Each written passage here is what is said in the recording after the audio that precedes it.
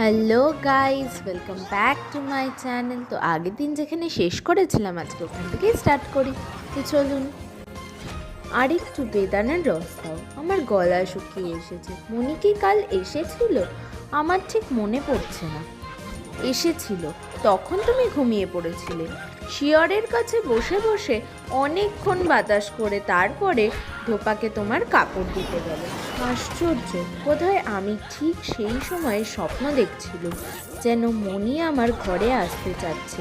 দরজায় অল্প একটু ফাঁক হয়েছে, ঠেলাঠেলি করছে, কিন্তু কিছুতেই সেইটুকুর বেশি আর খুলছে না। কিন্তু মাসি, তোমরা একটু বাড়াবাড়ি করছো। ওকে দেখতে দাও যে আমি মরছি, নইলে মৃত্যুকে হঠাৎ সইতে পারবে না। বাবা, তোমার পায়ের উপরে এই পশমের শালটা টেনে নিই। পায়ের তেলও ঠান্ডা হয়ে গেছে। না মাসি, গায়ের উপর কিছু দিতে ভালো লাগছে না। জানিস তো তিনি শালটা মনির তৈরি। এতদিন রাত জেগে জেগে সে তোমার জন্যে তৈরি করছিল, কাল শেষ করেছে। যতীন শালটা লইয়া দুহাত দিয়া একটু নাড়াচাড়া করিল। মনে হইল পশমের কোমলতা যেন মনির মনের জিনিস। সে যে যতীনকে মনে করিয়া রাত জাগাইয়া এইটুকু বুনিছে, তার মনের সেই প্রেমের ভাবনাটি ইহার সঙ্গে গাঁথা পড়িয়াছে। কেবল পশম দিয়া নহে, মনির কোমল আঙুলের স্পর্শ দিয়া ইহা বোনা। তাই মাসি যখন শালটা আবার পায়ের উপর টানিয়া দিলেন, তখন তাহার মনে হইল মনি রাত্রির পর রাত্রি জাগিয়া তাহার পদসেবা করিতেছে। কিন্তু মাসি, আমি তো জানতুম মনি সেলাই করতে পারে না। সে সেলাই করতে ভালোই বাসে না।